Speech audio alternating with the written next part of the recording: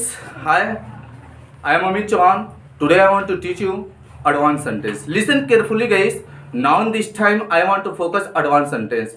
And you always told any person I don't know how to speak English. But I want to tell you in this video how to speak English and how to talk to any person. Listen, Hindi also and English also.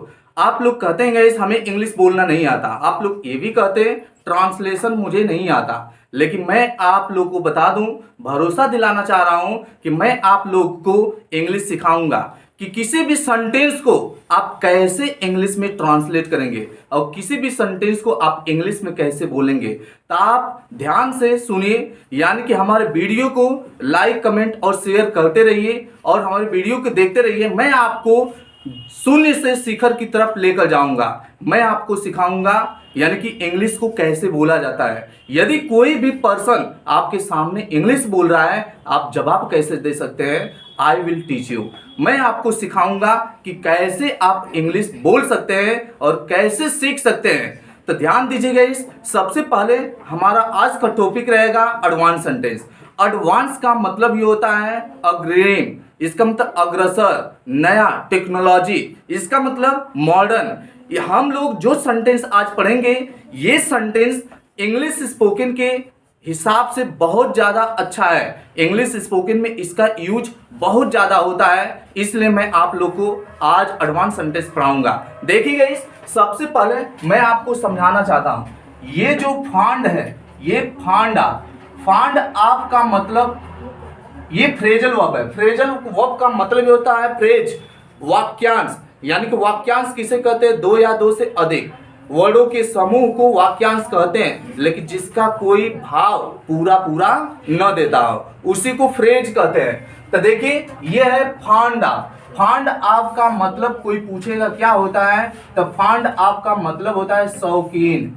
इसका मतलब फांड आपका मतलब ही होता है शौकीन, यानी कि हम किसी भी वस्तु को शौक करें या तो कोई दूसरा कोई भी वस्तु को शौक करे, इस वाले टेंस में शौकीन आएगा। ऐसा लगता है इस वाले जिसको चॉइस, यानी कि जिस व्यक्ति को जो भी चॉइस करना रहता है वो चॉइस करेगा, इसमें शौकीन का जिक्र किया जाएगा। लेकिन ध्यान दीजिए, यानी कि क्या सीखना है, यदि कभी भी फांड आप आ जाए और फांड आपके बाद कोई भी वर्ब आता है तो उस वर्ब में हमेशा आईएनजी का प्रयोग किया जाता है। यही सबसे हमको पहले देखना है। ध्यान दीजिए, यानी कि कभी भी फांड आपका प्रयोग करे, यानी कि कभी भी फांड आप आए, फांड आपके बाद कभी भी वर्ब आ जाता है तो उस वर्ब में आईएनजी का प्रयोग करेंगे। लेकिन यदि फांड आप आ जाए और फांड आपके बाद यदि वर्ब नहीं आता है, यदि कोई नाउन आ जाए तो उस नाउन में हम आईएनजी का प्रयोग नहीं करेंगे, जैसा नाउन रहेगा उस तरीके से छोड़ देंगे, ठीक है। तो इसका मतलब आपको क्या ध्यान देना है, यानी कि फांड आपका प्रयोग करें। चलो देखिएगा, इस फांड आपके बाद तुरंत नाउन का प्रयोग करिएगा, तो उस नाउन में आईएनजी का प्रयोग नहीं करिएगा, ये नाउन है, ठीक ना। तो आपको ध्यान देना है इस वाले टेंस में, एडवांस सेंटेंस जो मैं पढ़ाने जा रहा हूं इसमें फांड आपका प्रयोग किया जाएगा। फांड आपका मतलब ही होता है शौक या तो शौकीन, ठीक ना। यानी कि फांड आपके बाद कोई वर्ब आता है तो उस वर्ब में आईएनजी का प्रयोग, अब फांड आपके बाद कोई नाउन आ जाता है तो उस नाउन में कुछ का प्रयोग नहीं किया जाता है। ध्यान दीजिए। तो आइए हम लोग पढ़ते हैं, यानी कि फांड आप, यूज ऑफ फांड आप, हम लोग देखेंगे एडवांस सेंटेंस। तो देखिए हम लोग का सेंटेंस का नाम है एडवांस सेंटेंस। इसको आप लोग मॉड्यूल के नाम से भी बोल सकते हैं एडवांस सेंटेंस, या तो यूज ऑफ फांड आपका प्रयोग। एडवांस का मतलब बताया हूं अग्रसर होता है, ठीक ना, अग्रसर। और सेंटेंस का मतलब यानी कि मीन्स क्या होता है, वाक्य। तो ध्यान दीजिए, यानी कि एडवांस मीन्स अग्रसर, जो नया टेक्नोलॉजी आप लोग कहते हैं, मॉडर्न तरीके से जो प्रयोग आजकल किए जा रहे हैं इंग्लिश स्पोकन में, तो इसी को बोलते हैं अग्रसर, नया, इसी को बोलते हैं एडवांस का नया, और सेंटेंस में होता है वाक्य। तो देखिए हम लोग का सिंटेक्स स्ट्रक्चर क्या रहेगा, स्ट्रक्चर का मतलब ही होता है बनावट। क्या होता है, बनावट। तो देखिए ध्यान से, सबसे पहले हम लोग का स्ट्रक्चर क्या रहेगा, सबसे पहले आप सब्जेक्ट का प्रयोग करिए, आप यहाँ पे सब्जेक्ट का प्रयोग करिए, आप यहाँ पे कंटिन्यूअस का हेल्पिंग वर्ब का प्रयोग करिए। यानी कि आप ध्यान दीजिएगा, प्रेजेंट कंटिन्यूअस रहेगा तो इज एम आर का प्रयोग करिएगा, और पास्ट कंटिन्यूअस रहेगा तो वाज और वर का प्रयोग करिएगा, और फ्यूचर कंटिन्यूअस रहेगा तो विल बी और शैल बी का प्रयोग करिएगा। तो ध्यान दीजिए, यानी कि ये जब है हूं हो आता है, तब है हूं हो आ जाए तो माना जाता है प्रेजेंट। ये था थी थे आ जाएगा, था थी थे तो समझ जाइएगा पास्ट, यानी कि पास्ट होता है। और जब होगा होगी होंगे आएगा, होगा आ जाए, होगी आ जाए, अच्छा होंगे आ जाए तो समझिएगा ये फ्यूचर का है, ठीक ना। तो आप ध्यान दीजिए, प्रेजेंट में इज एम आर, पास्ट में वाज वर, और होगा होगी होंगे में विल बी शैल बी का प्रयोग किया जाएगा। तो ध्यान दीजिए, आई और वी के साथ शैल बी का प्रयोग करिएगा।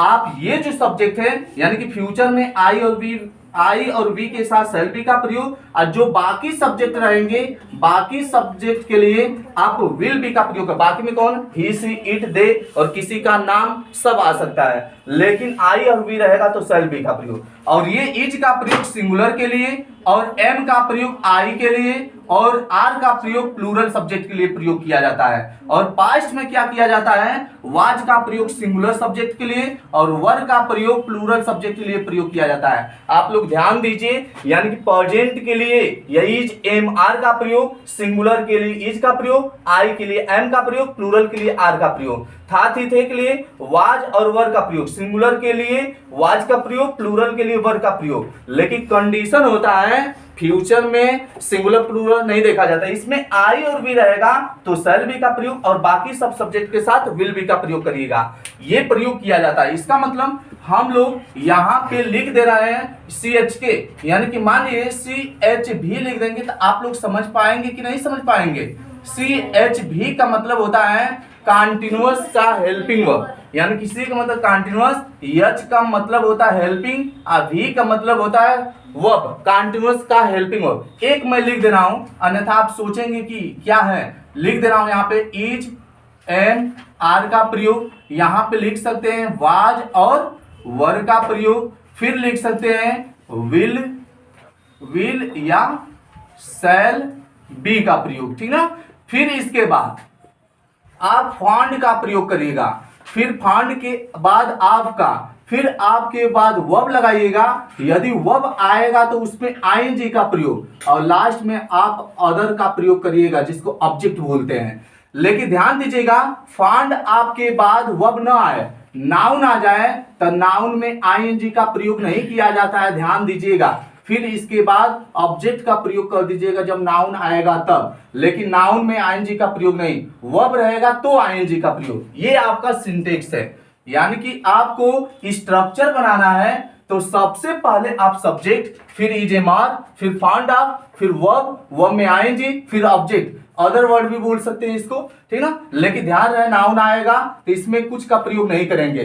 अब देखिए सिम्टम का मतलब होता है पहचान। कैसे हम पहचान करेंगे, इस वाले टेंस का एडवांस सेंटेंस है। ध्यान दीजिए, इस वाले सेंटेंस में जैसे ये कोई सब्जेक्ट रहेगा, कोई सेंटेंस रहेगा, कोई भी सेंटेंस रहे, बस ये जानिएगा बीच में शौक आ जाए या तो शौकीन आ जाए, शौकीन, ठीक ना। फिर इसके बाद, फिर लास्ट में इसके बाद है हूं हो आ जाए, और लास्ट में इसके बाद था थी थे आ जाए, और लास्ट में आ सकता है होगा होगी और होंगे आ जाए। तो समझ जाइएगा, ध्यान दीजिए, एक बार और देखिएगा। इस हम आज आपको पढ़ा रहे हैं advance sentence, use of advance. Structure देखिए, स्ट्रक्चर का मतलब होता है बनावट। सबसे पहले सब्जेक्ट, फिर हेल्पिंग वर्ब, फाउंड ऑफ, जब वर्ब आएगा तो आईएनजी, फिर ऑब्जेक्ट का प्रयोग, नाउन रहेगा तो उसमें कुछ नहीं प्रयोग किया जाता है। लेकिन आपको पहचानना है कि कौन सा सेंटेंस फाउंड ऑफ कब लगाते हैं, तो फाउंड ऑफ जिस हिंदी वाक्य के बीच में शौक या शौकीन आ जाए, ऐसे सेंटेंस आ जाता है। लास्ट में है हूं हो तो इज एम आर का प्रयोग, था थी थे के लिए वाज वर का प्रयोग, होगा होगी होंगे के लिए विल बी और शैल बी का प्रयोग करते हैं। देखिए एग्जांपल देखिए, ध्यान से देखिए, जैसे मैं कह दूं, ध्यान से देखिए, जैसे मैं कह दूं वह दारू पीने का शौकीन है, शौकीन है। जैसे मैं कह दूं वह दारू पीने का शौकीन है, इसका मतलब देखिए शौकीन के बाद क्या आ गया, है वो। इसका मतलब जब है आ गया तो प्रेजेंट वाला है, प्रेजेंट वाला का मतलब इज एम आर का प्रयोग, लेकिन वह सिंगुलर है तो सिंगुलर के लिए मैं बताया हूं इज का प्रयोग। इसका मतलब सबसे पहले सब्जेक्ट लिख लीजिए, वह क्या होता है ही, फिर क्या लगाएंगे दूसरे नंबर पे ही इज, फिर क्या लगाएंगे fond, he is fond of. अब ध्यान दीजिए, अब इसमें ये पीना है, इसका मतलब पीना यानी कि वर्ब है, तो वर्ब को पहले और ऑब्जेक्ट को बाद में लिखते हैं। ध्यान दीजिएगा किसी भी सेंटेंस में और वर्ब और ऑब्जेक्ट आ जाता है तो वर्ब को पहले लिखा जाता है, ऑब्जेक्ट को बाद में। तब पीने का होता है ड्रिंक, क्या होता है ड्रिंक, DRINK ड्रिंक। तो ड्रिंक में मैं क्या कहा हूं, वर्ब में क्या लगाना है ING का प्रयोग, तो ड्रिंकिंग, ठीक ना। He is fond of drinking, और लीकर है तो LIQUR, लीकर मींस क्या होता है दारू, ठीक ना। तो देखिए वह दारू पीने का शौकीन है, तो ऐसे सेंटेंस को हम लोग बोलते हैं he is fond of drinking liquor. क्या बोलेंगे, he is fond of drinking liquor. और देखिए जैसे मैं कह दूं, अब यहाँ पे देखिए क्रिया आ गया है, वर्ब आ गया तो ING का प्रयोग किए, लेकिन जब नाउन आ जाए तो नाउन में कुछ नहीं प्रयोग किया जाता है। तो इसका भी एग्जांपल देखिए, जैसे कह दूं, जैसे हम कह दें वह, जैसे हम कह दें वह कपड़े का शौकीन है। देखिए हम कहते हैं वह कपड़े का शौकीन है, ये कहना चाहता है टेंस, यानी कि उसको कपड़े बहुत ज्यादा भाता है, बहुत अच्छा मतलब लगता है, यानी कि हमेशा कपड़े ही खरीदता है। इसका मतलब वह कपड़े का शौकीन है। इसका मतलब सबसे पहले यहाँ पे बनाएंगे ही, और यहाँ पे है आ गया तो ही के साथ इज लगाएंगे, ही इज, फिर क्या लगाएंगे फॉन्ड ऑफ। अब देखिए ही इज फॉन्ड ऑफ, अब क्रिया, इसमें क्रिया का प्रयोग नहीं किया गया है, इसका मतलब कि कपड़े का शौकीन है, तो वर्ब नहीं है, नाउन का प्रयोग किया गया है, तो नाउन को लिखेंगे CLOTHS, कपड़े हैं तो मान लीजिए क्लॉथ्स, इसका मतलब ये क्लॉथ्स लिखेंगे, इसमें हम कुछ का प्रयोग नहीं करेंगे, ING का प्रयोग नहीं किया जाता है, ये बहुवचन है इसलिए यस जोड़े हूं। तो देखिए वह कपड़े का शौकीन है, तो बोलेंगे he is fond of clothes. क्या बोलेंगे, he is fond of clothes.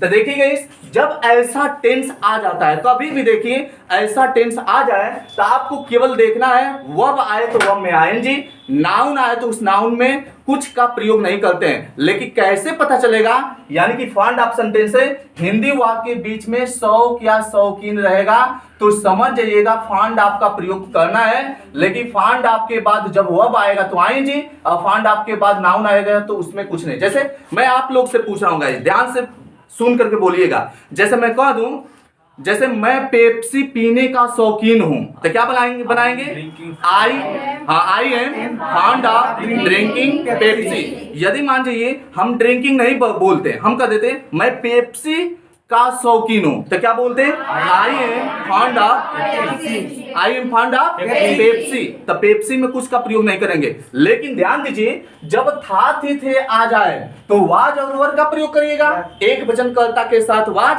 और बहुवचनकर्ता के साथ वर का प्रयोग करिएगा। जैसे मैं कह दूं मैं मोबाइल का शौकीन था तो क्या बोलेंगे I was fond of mobile.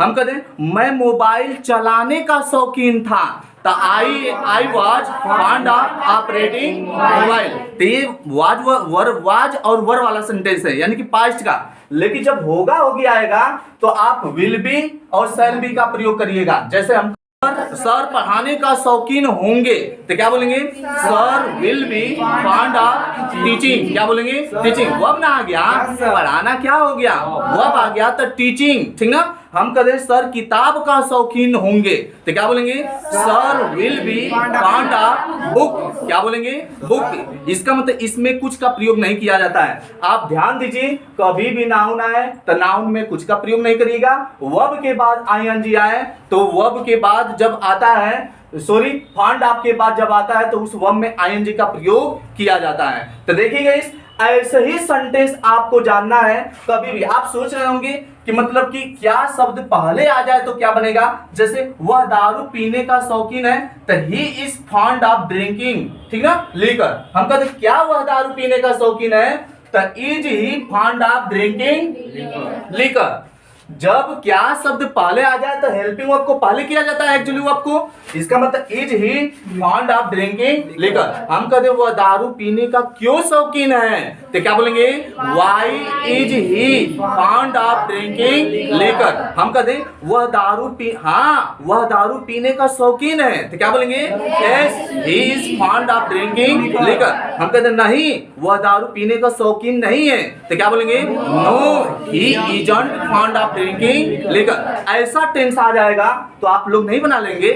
ऐसे टेंस यदि आपको पाना है, एडवांस सेंटेंस आप चाहते हैं, ऐसे सेंटेंस को इंग्लिश बोलना चाहते हैं तो ध्यान दीजिए, आप मेरे चैनल को सब्सक्राइब, लाइक और शेयर करिए। मैं आपको सिखाऊंगा हाउ टू स्पीक इंग्लिश। सो इसलिए गाइस जाते जाते मैं आपको एक क्वेश्चन देकर जा रहा हूं, इसको कमेंट बॉक्स में जरूर कमेंट करिएगा कि इसकी बनावट क्या होगा।